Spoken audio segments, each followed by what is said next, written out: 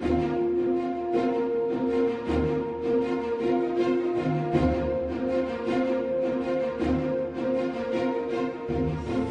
tempo que nós estaremos juntos, faremos duas exposições na carta de Tiago, a primeira no capítulo 1 e a segunda no capítulo 4. E faremos dois estudos a respeito do liberalismo teológico. O primeiro, enfocando o método histórico crítico, que é o método por excelência do movimento conhecido como liberalismo teológico. E em seguida falaremos, na outra oportunidade, sobre as novas hermenêuticas que estão presentes hoje no mundo acadêmico e que acabam naturalmente descendo e alcançando as pessoas nas igrejas, mesmo que elas não saibam os nomes dos seus fundadores e nem conheçam os termos técnicos, mas elas acabam sendo influenciadas por estas ideias que nascem na cabeça dos acadêmicos. Então, hoje à noite nós iremos começar com uma exposição de Tiago, capítulo 1. E eu peço que vocês, então, abram suas Bíblias nessa passagem da Escritura.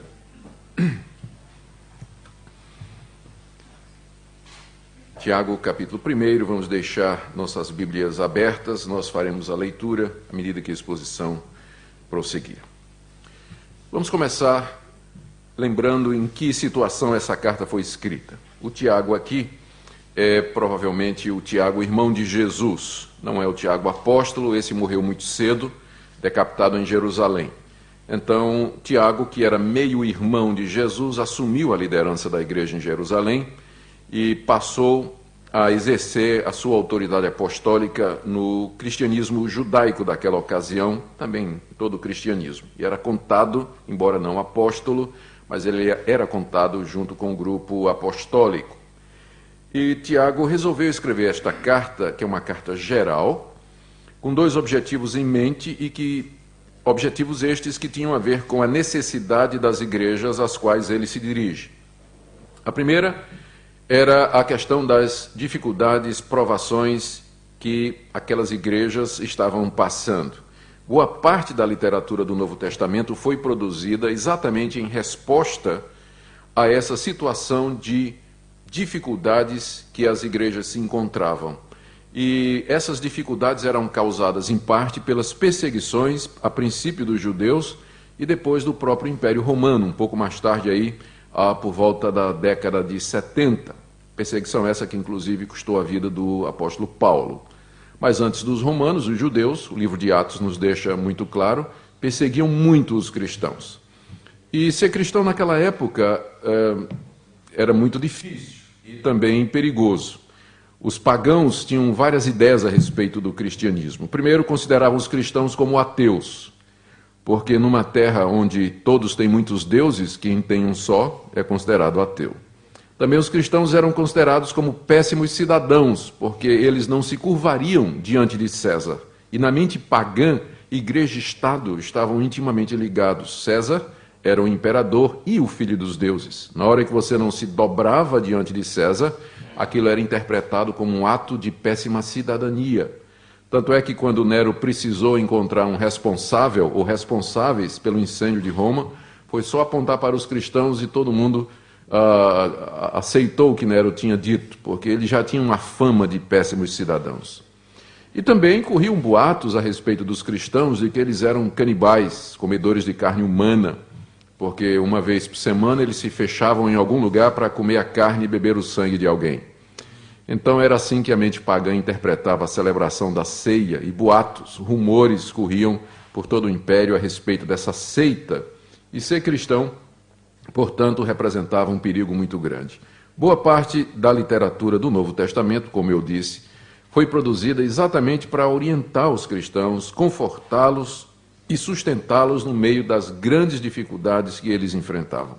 Eles podiam ter os seus bens arrestados pela polícia, ser assediados pela polícia local, serem presos, torturados, ver os membros da sua família serem tirados, perderem os seus empregos, enfim, levados até a morte. Então, isso era muito comum no século I. E, então,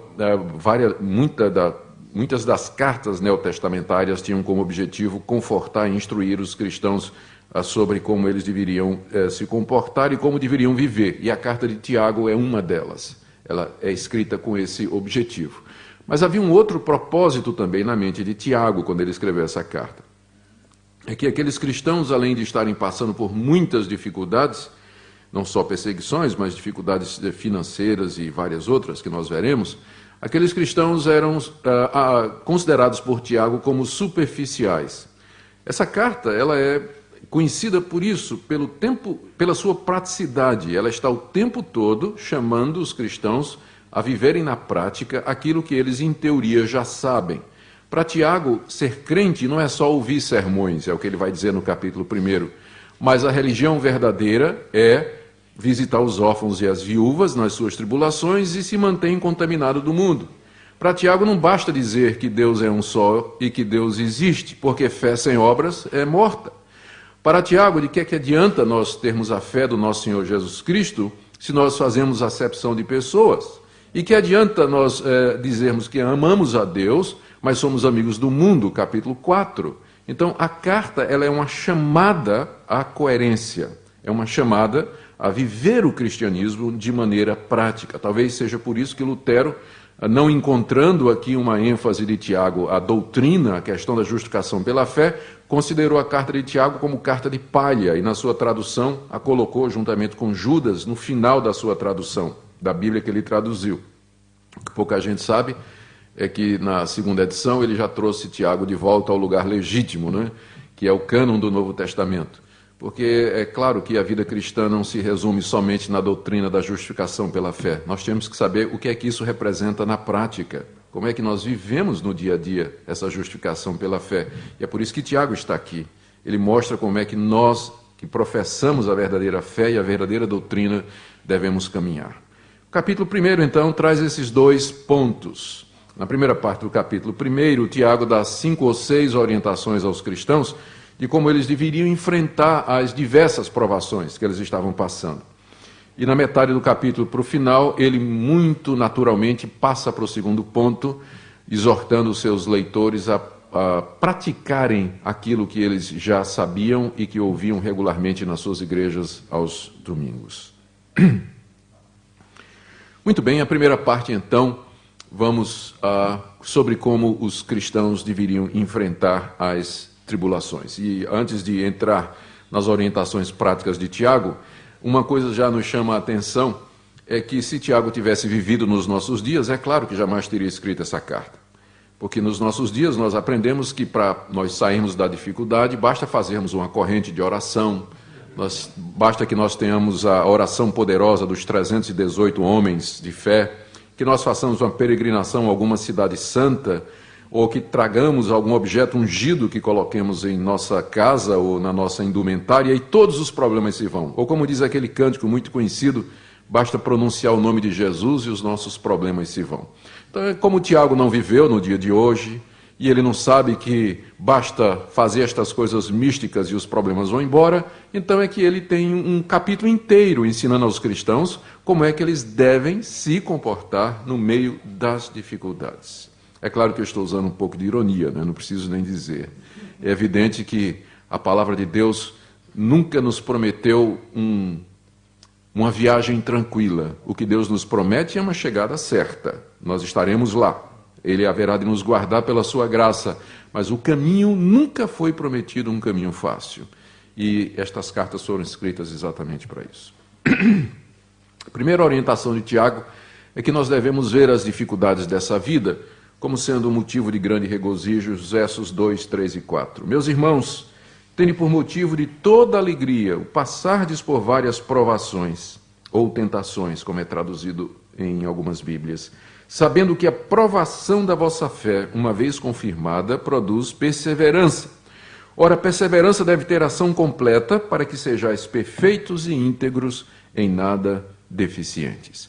Nesses 3 versículos, Tiago, então, coloca esse princípio de que nós devemos considerar as provações, essa é a tradução que eu vou preferir, como sendo um motivo de toda alegria.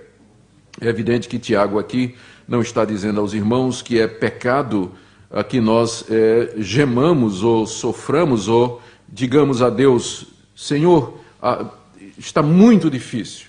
e choremos diante de Deus de tristeza e de dor diante das dificuldades. Tanto é que mais adiante, no capítulo 5, ele vai falar de Jó e ele vai falar dos profetas, que pacientemente sofreram diante de Deus. Jó não sofreu exatamente calado. Basta você ler o livro de Jó e você vai ver que ele até amaldiçoou o dia que ele nasceu. Mesmo assim, ele é considerado no Novo Testamento como exemplo de paciência. E entre os profetas que são mencionados aqui, nós temos Jeremias, o profeta chorão.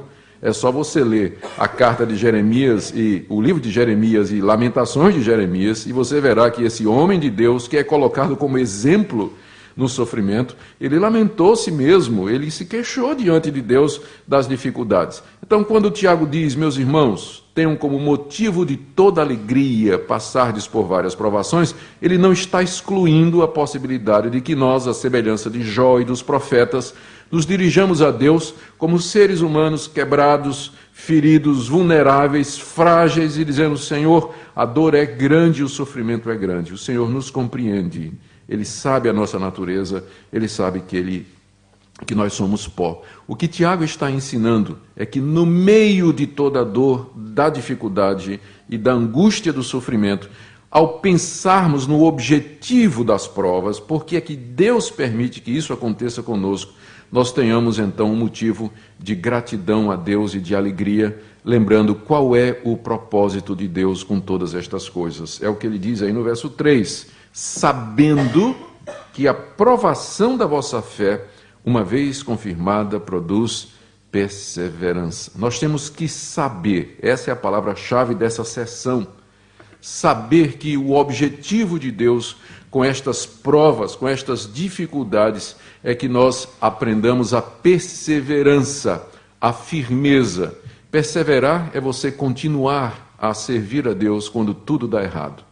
Quando tudo vai bem, quando o ministério vai bem, quando nossa família tem saúde, quando nós temos situação financeira tranquila, quando não há adversários na igreja, no nosso trabalho, então é fácil sermos fiéis a Deus, louvarmos a Deus e segui-lo com fidelidade. A pergunta é se nós estamos prontos a fazer isso quando Deus, à semelhança de Jó, tira tudo o que temos.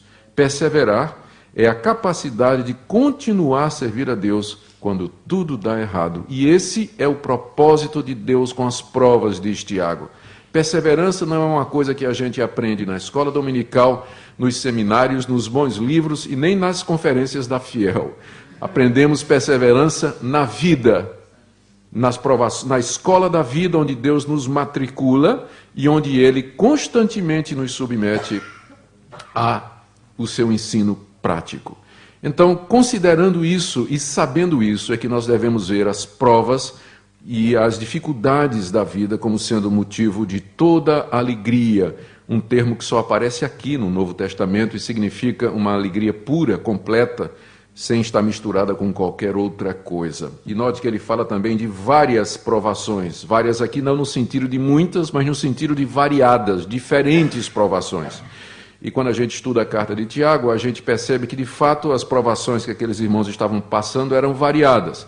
Havia perseguições, provavelmente, boa parte deles estava sendo oprimida por patrões injustos, por ricos que os estavam arrastando a tribunais. Tiago menciona aqui doenças e discriminações e uma série de outras coisas que são aflições comuns ao gênero humano como um todo e das quais também o cristão não está isento. O fato de sermos cristãos não quer dizer que nós não sejamos vulneráveis a todo esse tipo de coisa. O que faz a diferença entre nós e o mundo é que nós olhamos para estas coisas e vemos nelas a mão de Deus formando caráter em nós, nos burilando. E isso, então, é motivo de que nós enfrentemos estas coisas com um regozijo no coração, em vez de maldições, pragas e iras, como o mundo faz quando tudo dá errado ao redor deles.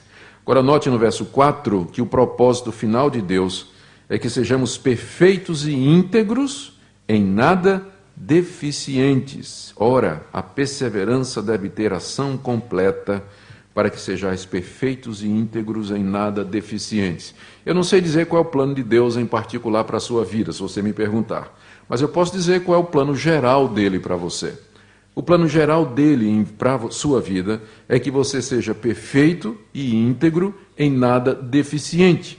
E se para alcançar essa perfeição de caráter, Deus terá de sacrificar a sua conta bancária, a sua saúde, a sua segurança, ou qualquer outra coisa que seja um ídolo no seu coração, Deus vai fazê-lo. Porque para Ele, isso é muito mais importante do que qualquer conforto material que nós tenhamos aqui nesse mundo. Quando nós entendemos isso, que é porque Ele nos ama e que Ele está formando em nós a pessoa, a imagem do seu Filho Jesus, através das dificuldades da vida, é que então nós podemos nos regozijar diante das dificuldades e sermos então diferente de um mundo triste e cheio de mágoa e de ressentimento que não entende as dificuldades e o sofrimento que lhe sobrevém. É verdade que às vezes nós não temos a menor ideia porque as coisas nos acontecem, mas nem por isso nós devíamos parar de viver, de praticar o que Tiago diz aqui. Eu soube a história de um missionário, um jovem que queria muito ser um missionário, e depois de muitas lutas, ele finalmente foi enviado por uma missão para a África, onde uma tribo havia sido recém-descoberta. E depois de muitas lutas, finalmente ele chegou lá no local daquela tribo, e quando ele olhou e examinou, era uma tribo de canibais, comedores de carne humana. Ele virou-se para correr, mas foi tarde. Os africanos o pegaram. E a próxima cena é aquele missionário amarrado no centro da aldeia, num poste, todo amarrado, e na frente dele um caldeirão com água fervendo, fogo por baixo, e o cozinheiro da aldeia cortando legumes e olhando para ele, não é? Olhando para ele, cortando legumes e olhando para ele. E o moço: Senhor, tu sabes, a vida toda eu quis ser missionário, eu não queria acabar dessa maneira. De repente o chefe da tribo tem uma inspiração. Chama o cozinheiro e diz: ô, cozinheiro, corta um pedaço da carne dele, eu quero experimentar para ver se a carne é boa. O cozinheiro olha para o moço e diz: eu vou tirar da perna. E vai lá na perna, na batata da perna, não sei como chama em Portugal, e corta um pedaço da batata da perna e traz o bife para o chefe. E o chefe, quando prova aquela carne, é a pior carne que ele já provou na vida. Nunca tinha experimentado coisa tão ruim. E ele diz: solta esse homem, manda ele embora. A próxima cena é o missionário correndo na selva, voltando para casa e dizendo: Senhor, agora eu sei porque é que o Senhor me deu essa perna de borracha. Talvez quando ele teve o acidente, não é? Que teve que colocar uma perna de borracha, ele não sabia por quê. Mas anos depois ele descobriu. Às vezes nós não sabemos, mas permanece a orientação da palavra de Deus, que nós devemos ter as provações, todas elas, como motivo de toda a alegria, porque o nosso Deus está no comando. É isso que nós temos que ensinar ao nosso povo e nós mesmos também praticarmos. Segunda orientação de Tiago é que nós devemos pedir a Deus sabedoria, de 5 a 8. Ele diz: se porém algum de vós necessita de sabedoria, peça a Deus, que a todos dá liberalmente e nada lhes impropera, e ser-lhe-á concedida. Peça, porém, com fé, em nada duvidando, pois o que duvida é semelhante à onda do mar, impelida e agitada pelo vento. Não suponha este homem que alcançará do Senhor alguma coisa, homem de ânimo dobre, inconstante em todos os seus caminhos. Há uma conexão natural entre o verso 4 e o verso 5. O final do verso 5, isso é quebrado porque a nossa tradução, pelo menos a tradução que eu tenho aqui, ela usou um sinônimo e com isso e colocou aí um subtítulo dividindo o verso, separando o verso 4 do 5º. Eu não sei se nas suas Bíblias é assim também, mas há um segmento muito natural. No verso 4, Tiago diz que o alvo de Deus é que nós não sejamos deficientes em nada, que não tenhamos necessidade de nada. E aí ele acrescenta no verso 5, se porém algum de vós necessita de sabedoria, então ele está continuando o assunto. O propósito de Deus é que nós não tenhamos nenhuma deficiência. E uma dessas deficiências é a sabedoria. Sabedoria que é mencionada aqui não é aquela sabedoria teórica que nós acumulamos nos nossos estudos e nos graus universitários que porventura, ou diplomas que nós tenhamos. mas é a sabedoria prática, o Hokmah, que nós encontramos no livro de Provérbios. O temor do Senhor é o princípio da sabedoria. Sabedoria é você saber tomar as decisões certas, encaminhar a sua vida à luz do temor de Deus, fazer o que é certo. Irmãos, sinceramente, é isso que mais nos falta no meio das provações. Porque nós não temos os problemas que o mundo tem, que os descrentes têm. Por exemplo, se a sua empresa, se a sua firma, se a sua companhia está dando problemas e está com dificuldades, então um mundano, um homem que não conhece a Deus, ele vai usar de recursos ilícitos, ele vai burlar a lei, ele vai fazer negócios escusos e errados para salvar a sua companhia, mas o cristão não pode fazer isso. Ele tem que achar uma solução que esteja de acordo com a palavra de Deus. Se você tem um problema com os seus filhos, por exemplo, se sua filha, se seu filho está nas drogas, ou se sua filha andou se envolvendo com um namorado, as pessoas do mundo não têm problemas com isso, mas nós temos, porque nós somos cristãos. Como é que eu vou lidar com um filho problemático e difícil? Lá no mundo isso é fácil, mas nós não podemos tomar qualquer decisão e seguir qualquer caminho quando a dificuldade bate à nossa porta. No ministério pastoral, por exemplo, quando nós estamos enfrentando inimigos ou certas dificuldades, lá no mundo a gente manda matar, não é? Mas um pastor reformado, ele não pode fazer isso, um cristão não pode fazer isso. Como é que nós enfrentamos estas coisas? É aqui que nós precisamos de sabedoria. É o que mais nós precisamos no meio das provações, para achar o caminho correto, para nos comportar de uma maneira que glorifique o nome de Deus. Tiago diz que se alguém tem falta dessa sabedoria, peça a Deus. É claro que o que está por detrás aqui dessa orientação é a história de Salomão no Antigo Testamento. Quando Deus apareceu a Salomão e lhe deu um pedido que fizesse, e Salomão pediu, acima de tudo, sabedoria para governar o seu povo. E Deus se agradou daquele pedido e concedeu a Salomão não somente sabedoria, mas inclusive tudo aquilo que Salomão não tinha pedido, riquezas e poder sobre os seus inimigos. Então, o Deus de Salomão é o mesmo nosso. E Tiago aqui encoraja os cristãos a pedirem a Deus sabedoria, com os seguintes argumentos. Primeiro, que Deus a todos dá liberalmente, ou seja, Ele dá de maneira abundante. Ele não mede a sabedoria que Ele nos dá, literalmente, mas Ele a derrama com graça e abundância sobre nós. Segundo, que Deus não lhes impropera, está na minha tradução, e significa que Deus não passa no rosto essas coisas. Improperar significa lançar na cara. Por exemplo, você vai pedir um empréstimo financeiro a um amigo, e o amigo então lança na tua cara que no mês anterior ele já te emprestou dinheiro. Então Deus não faz isso conosco, Ele não impropera. Quando nós nos achegamos a Deus para pedir a Ele sabedoria, Ele não vai dizer assim, eu já te dei sabedoria, você já me pediu isso, ou lá vem você de novo, por que estás aqui outra vez?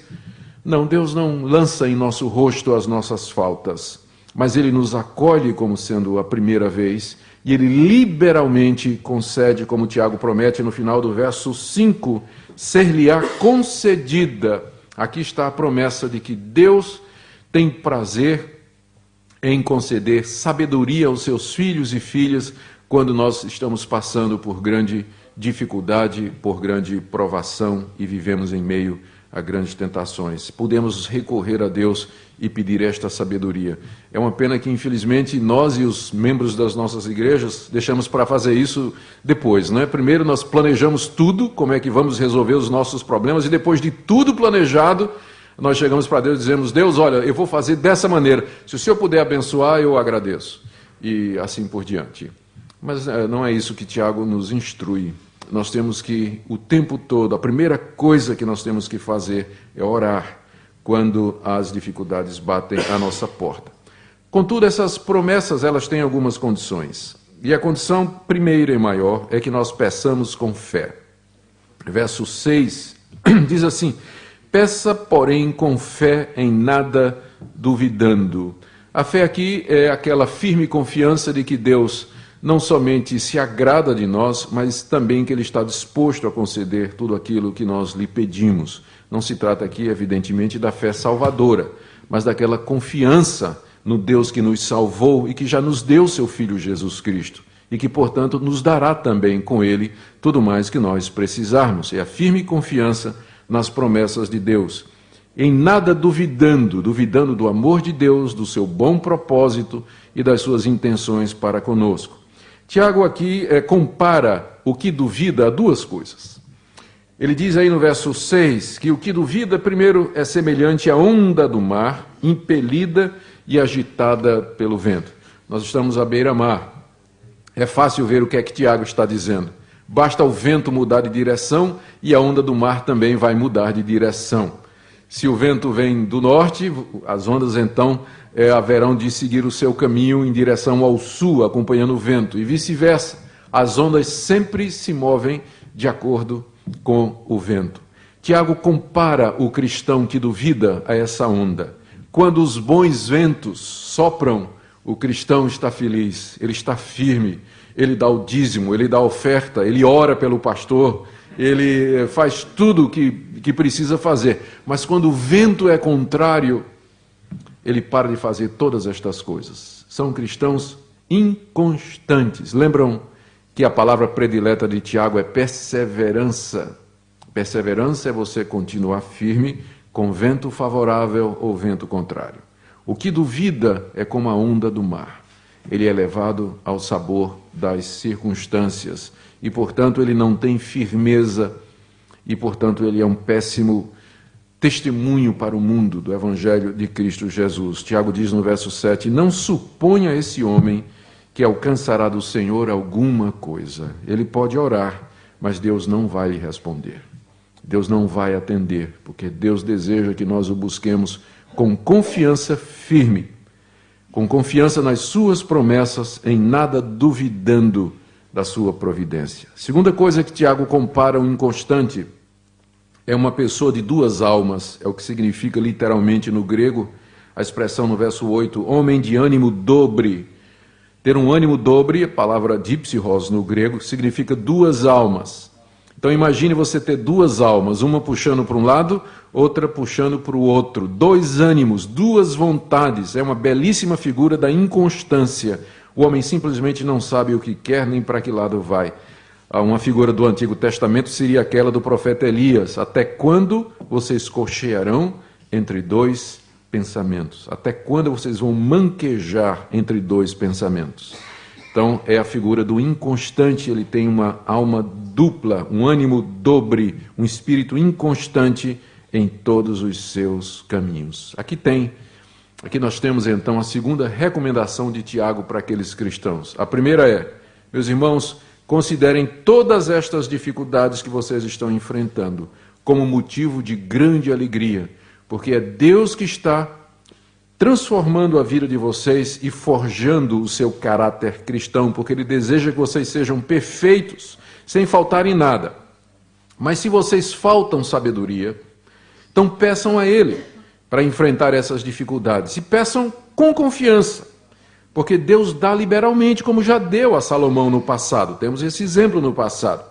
Mas não peça com dúvida no seu coração do amor de Deus e da boa vontade de Deus em todas estas coisas, como se Deus fosse o seu inimigo no meio destas provas. Porque aquela pessoa que duvida é como a onda do mar, como alguém que tem duas almas.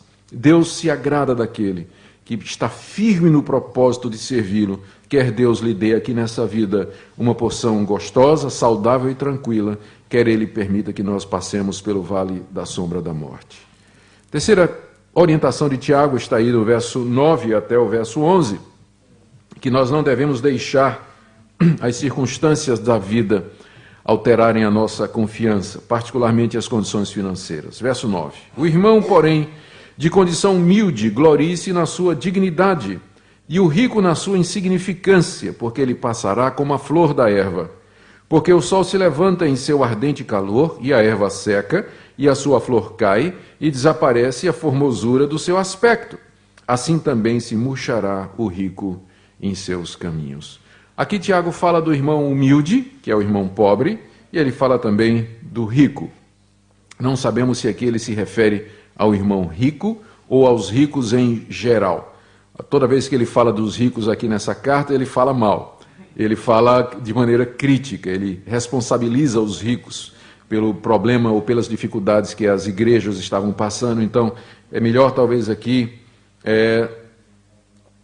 pensar que Tiago não está falando do irmão rico, ele está falando do crente que é humilde na sua condição financeira, e que Tiago diz que ele tem que se gloriar na sua dignidade, verso 9. A pobreza ou a carência é uma dessas situações na vida em que o cristão é muito tentado, porque lhe faltam coisas. E não ele é tentado pela falta daquilo que é essencial para a sua subsistência, ele é tentado também pela cobiça, pela inveja e pelo ressentimento, porque ele vê outras pessoas recebendo aquilo que ele não tem. Então, o irmão de condição humilde, ele é muito provado por causa da sua situação. A orientação de Tiago aqui para aqueles irmãos humildes, e eram muitos, a história da igreja e os estudos aí mostram que no primeiro século a igreja cristã era composta na sua maioria por irmãos de condição humilde. Havia ricos, mas poucos. A maioria vinha das condições mais humildes, dos níveis mais humildes da sociedade. Tiago diz para estes irmãos que existe uma certa dignidade naquela situação humilde e que eles deveriam se gloriar nela, glorie-se na sua dignidade. Ou seja, não é pecado ser pobre, embora a teologia da prosperidade, ensinada pelas igrejas neopentecostais, nos ensinem constantemente que a vontade de Deus é que nós sejamos ricos e prósperos financeiramente. Eu não vejo isso no Novo Testamento, não vejo isso em lugar nenhum do Novo Testamento. Há uma certa dignidade. Uma pessoa pode ser pobre e digna, especialmente se ela é cristã, se ela ama Deus, se ela é discípulo de Jesus Cristo. Existe uma certa dignidade nisso. Mas adiante no capítulo 2, que nós não vamos ver, Tiago diz no verso 5, ouvi, meus amados irmãos, não escolheu Deus os que para o mundo são pobres, para serem ricos em fé e herdeiros do reino que ele prometeu aos que o amam. É claro que Tiago não é da teologia da libertação, que diz que Deus fez uma opção preferencial pelos pobres, mas ele está constatando a realidade de que, através da história, o número de cristãos que vem das camadas mais humildes da sociedade é muito maior do que aqueles que vieram de entre os ricos, nobres, poderosos, influentes, intelectuais, os fazedores de opinião desse mundo. É só ler a história da igreja e nós saberemos que isso é verdade. Então, existe uma dignidade e Tiago quer que os irmãos humildes se lembrem disso, de que Deus os recebe no seu reino. Quanto aos ricos, ele diz no verso 10, eles são como a flor da erva, aquela flor bonita que existe nas campinas, mas que com o calor do sol se secam, se murcham, e vão acabar como combustível lá da dona de casa, lá na cozinha da dona de casa. Então os ricos passarão na sua insignificância, não cobicem as riquezas, diz Tiago, aqueles irmãos humildes. Não fiquem com inveja dos ricos, porque eles passarão no instante, e vocês são herdeiros do reino que Deus tem reservado àqueles que o amam. O ponto aqui é que nós não devemos permitir que as alterações da nossa situação financeira influenciem o nosso compromisso com Deus. Se nós somos pobres, temos uma condição humilde, gloriemos-nos nisso, demos graças a Deus por isso. É claro, se temos oportunidade de progredir, que o façamos. Mas se não, lembremos que Deus nos tem reservado um tesouro ainda maior. E se nós, porventura, temos riquezas materiais aqui, lembremos que elas são passageiras. Nós temos hoje e amanhã não temos. Nós estamos acabando de ver o mundo passar por uma crise financeira, que veio de repente, e de um dia para outro, pessoas que eram milionárias, entre elas cristãos, perderam tudo, vendendo suas mansões por míseros dólares nos Estados Unidos, mansões que valiam milhões, para poder ter alguma coisa para sobreviver. E quantas pessoas foram afetadas por essa crise? O mundo está cheio de histórias de gente que eram ricas, eram tranquilas financeiramente, mas no dia seguinte amanheceram pobres e sem absolutamente nada. Se a nossa felicidade e estabilidade espiritual vai depender da oscilação da nossa conta bancária ou do sistema financeiro mundial, então nunca seremos cristãos perseverantes. Nós não podemos depender destas coisas. Devemos colocar a nossa confiança em Deus e aguardar nele, e nele ter o nosso conforto apenas. Essa é a orientação de Tiago, a terceira orientação de Tiago. A quarta orientação está aí do verso 12 até o verso 18. Nós temos que fazer a diferença entre a tentação e a provação. Verso 12. Bem-aventurado o homem que suporta com perseverança a provação, porque depois de ter sido aprovado, receberá a coroa da vida, a qual o Senhor prometeu aos que o amam. Ninguém ao ser tentado diga, sou tentado por Deus, porque Deus não pode ser tentado pelo mal, e Ele mesmo a ninguém tenta. Ao contrário, cada um é tentado pela sua própria cobiça, quando esta o atrai e seduz. Então a cobiça, depois de haver concebido, dá à luz o pecado, e o pecado, uma vez consumado, gera a morte. Não vos enganeis, meus amados irmãos, toda boa dádiva e todo dom perfeito são lá do alto, descendo do Pai das luzes, em quem não pode existir variação ou sombra de mudança.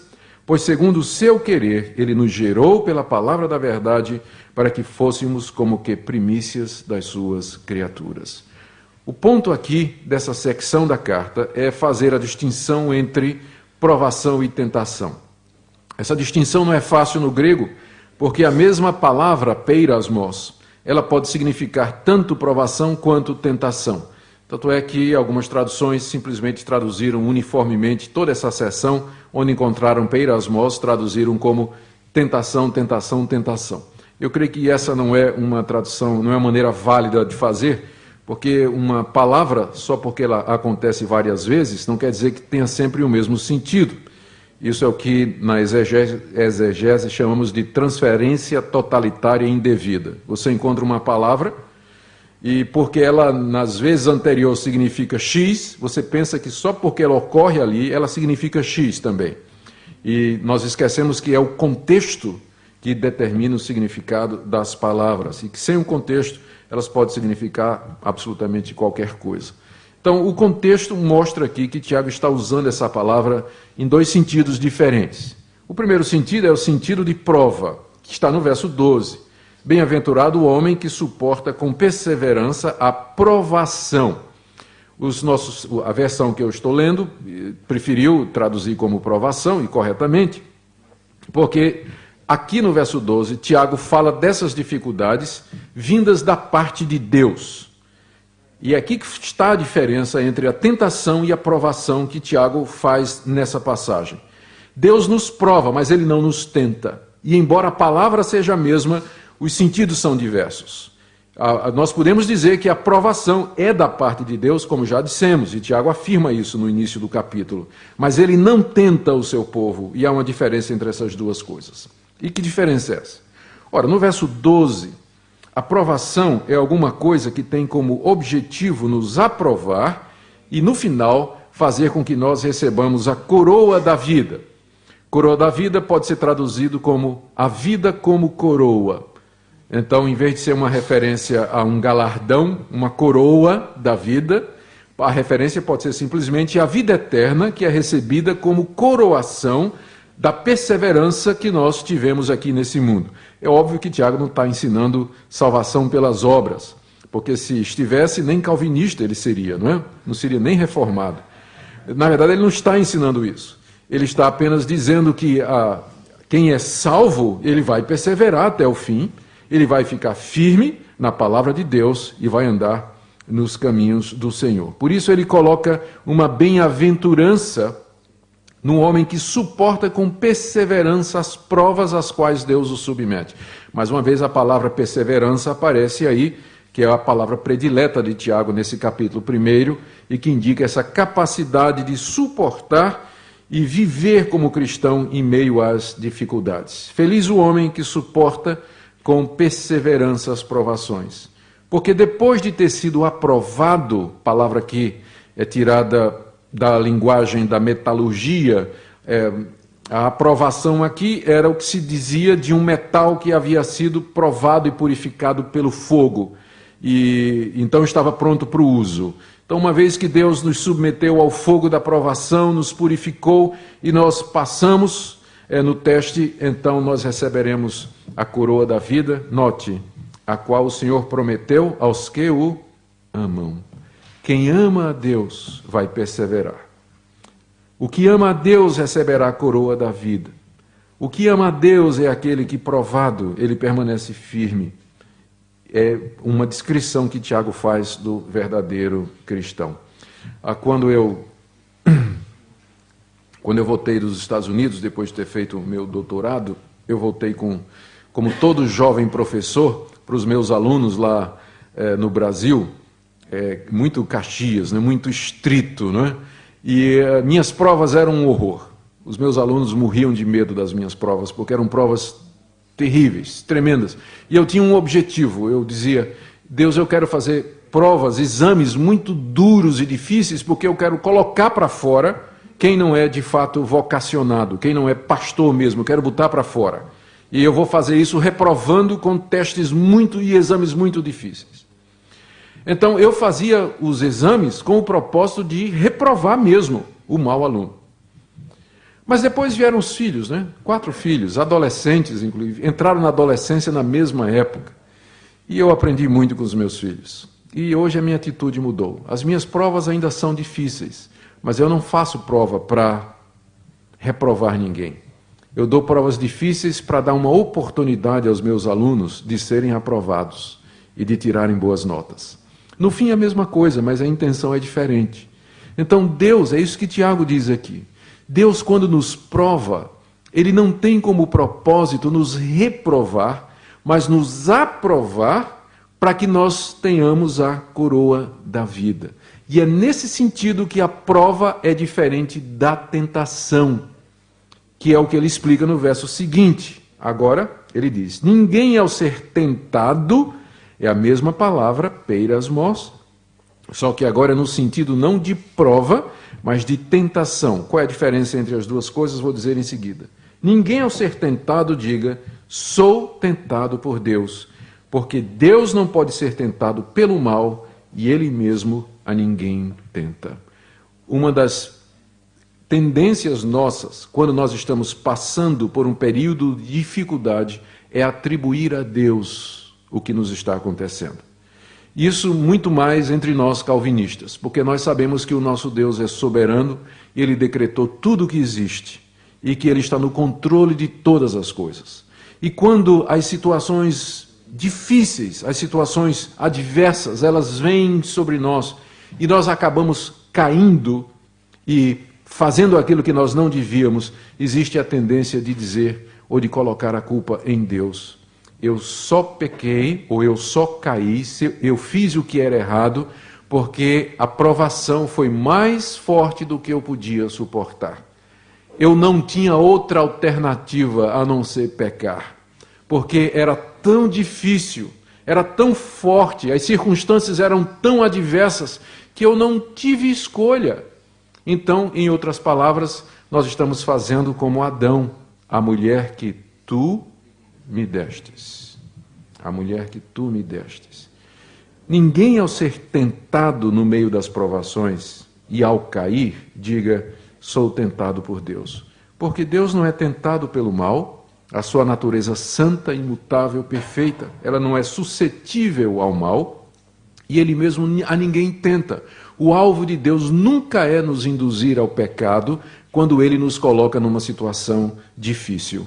O alvo de Deus não é nos reprovar, como eu disse, mas nos aprovar. Então, é aqui que está a diferença da provação e da tentação. As circunstâncias, quando vêm e nos são adversas, elas vêm com o propósito divino de nos aprovar, de criar em nós perseverança. Mas por causa da corrupção do nosso coração, aquilo que é da parte de Deus uma prova, vira uma tentação, como diz Tiago no verso 14. Ao contrário, cada um é tentado pela sua própria cobiça. Seria mais ou menos o seguinte: você chega no seu escritório de trabalho, na sua oficina, no seu emprego, no dia seguinte, e o seu João, com quem você trabalhou há 60 anos, aliás, há 30 anos, seu João se aposentou com 60 anos, 30 anos ele foi seu colega ali, sentado numa mesa ao seu lado no escritório. Ele agora reformou-se, está aposentado. E o chefe contratou uma moça de 20 anos, de mini saia, para trabalhar ao seu lado. E você está numa situação difícil. Porque ser fiel à sua esposa, trabalhando com o seu João, é uma coisa. E ser fiel à sua esposa, trabalhando com essa moça, é outra. E você pode até orar e dizer: Senhor, essa é uma situação muito difícil. E a resposta de Deus com certeza vai ser: eu não coloquei você nessa situação para que você caia. Se você vier a cair, você caiu pela cobiça do seu próprio coração.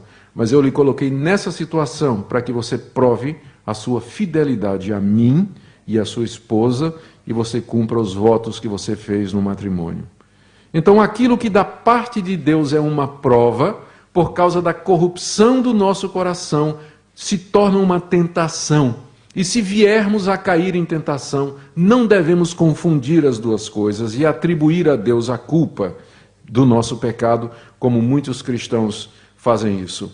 Quando aquele famoso evangelista Jimmy Swaggart, infelizmente, foi apanhado quebrando o 7º mandamento e ficando com o dinheiro das igrejas, ele foi à televisão se justificar. Eu me lembro, jovem, quando escutei ele dizer, ele pediu desculpas, porque de fato ele tinha adulterado e ficado com o dinheiro da igreja, mas em seguida ele disse: "The devil made me do it." O diabo me fez fazer isso. Aliás, vocês notaram que o diabo nem aparece aqui, não é? Notaram que Tiago está falando de tentação, mas ele nem cita o diabo aqui. É porque se nós não podemos botar a culpa em Deus, também não podemos botar no diabo. Eu não sou advogado do diabo, não estou aqui para defender ele. Mas quando nós colocamos a culpa do nosso pecado em Deus ou no diabo, nós perdemos a oportunidade de nos arrepender, de nos quebrantar e de nos santificarmos e aprendermos o que é, de fato, viver a vida cristã autêntica. E isso é o que está acontecendo hoje no meio evangélico em todo o mundo. As pessoas culpam o diabo, aquilo que a Bíblia chama de obras da carne, lá em Gálatas 5, ira, malícia, prostituição, nós demonizamos e transformamos em demônios. Demônios da ira, demônios da luxúria, demônios disso e tudo mais. E uma pessoa que cai nesses pecados coloca a culpa nos demônios que fizeram isso, e eles vão resolver os seus problemas com sessões particulares de exorcismo para tirar os demônios da luxúria do seu coração. Se você quiser tirar os demônios da luxúria e da sensualidade do seu coração, comece cortando aquilo que você escuta na televisão, na internet, aquilo que você lê, e aí você de fato vai se livrar da luxúria, mas não vai ser expelindo demônios que você vai resolver o problema do pecado. Você vê que nem aqui Tiago coloca essa opção. Ele diz que nós somos responsáveis.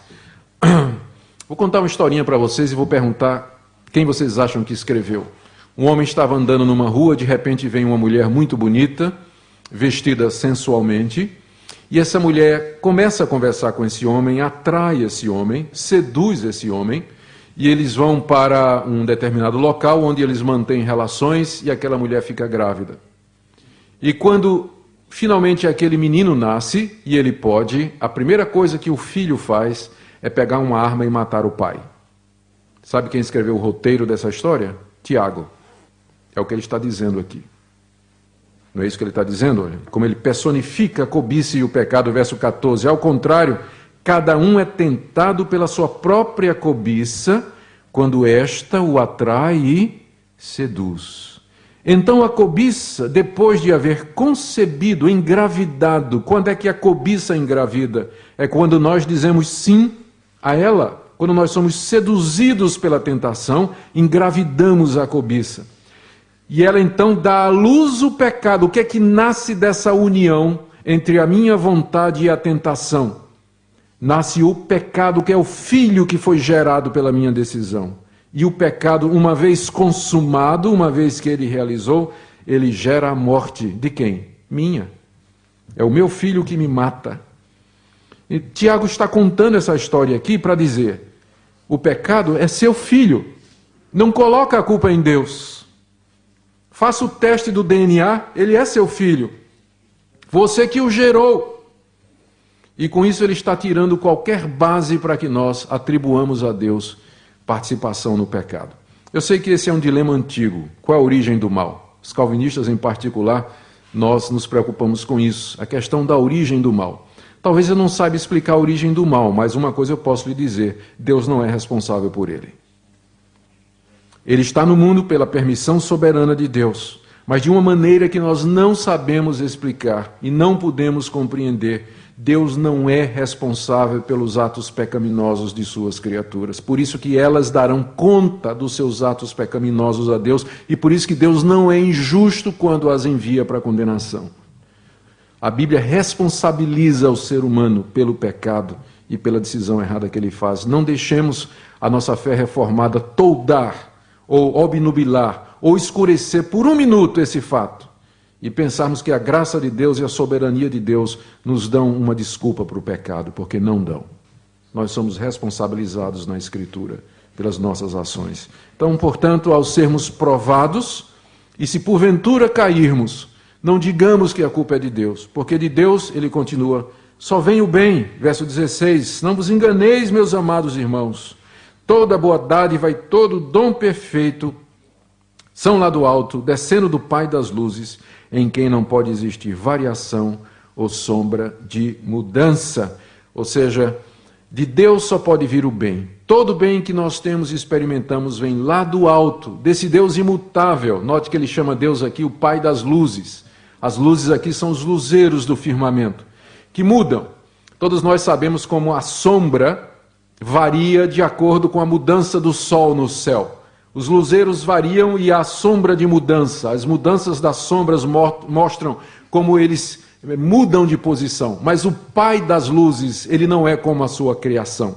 A sua criação como que gira, move, muda de posição. Mas o Pai das luzes é imutável no seu propósito de nos fazer o bem. Ele não muda. Um dia ele nos ama e no outro dia está com raiva de nós e nos manda a tentação para nos destruir. O seu propósito é imutável.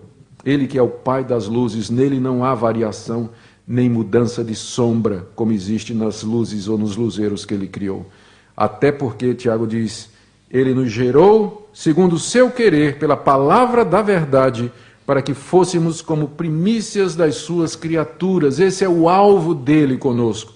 Ele já nos gerou pela palavra da verdade. Somos as primícias da sua criação e ele não vai mudar do seu propósito de nos santificar e de fazer de nós a coroa da sua criação. Terminando, o último argumento de Tiago aqui é que nós devemos nos controlar durante a provação para não dizermos o que não devíamos dizer. Verso 19, sabeis estas coisas, meus amados irmãos, todo homem, pois, seja pronto para ouvir, tardio para falar, tardio para se irar, porque a ira do homem não produz a justiça de Deus. Todos nós sabemos o que é ficarmos irados no meio da provação. Quando as coisas dão errado, a ira sobe ao nosso coração. A raiva controla a nossa mente. E nós acabamos dizendo coisas, nós acabamos falando coisas que, de fato, cristãos não deveriam dizer. E nós nos arrependemos destas coisas, mas às vezes é tarde, porque palavras faladas são como penas espalhadas ao vento. É muito difícil trazê-las de volta. Por isso que a orientação de Tiago é, meus irmãos, vocês sabem estas coisas. Eu não estou dizendo coisa nova para vocês. E, de fato, Tiago não está dizendo nenhuma novidade, não é? Esses cristãos já deveriam saber de todas estas coisas.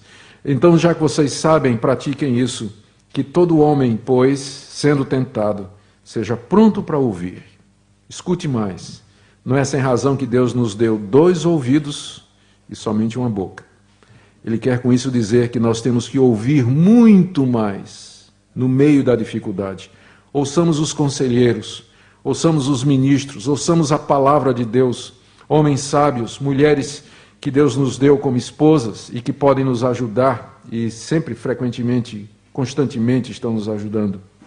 Seja pronto para ouvir todos os meios através dos quais Deus enviou a sua palavra. Seja tardio para falar e tardio para se irar.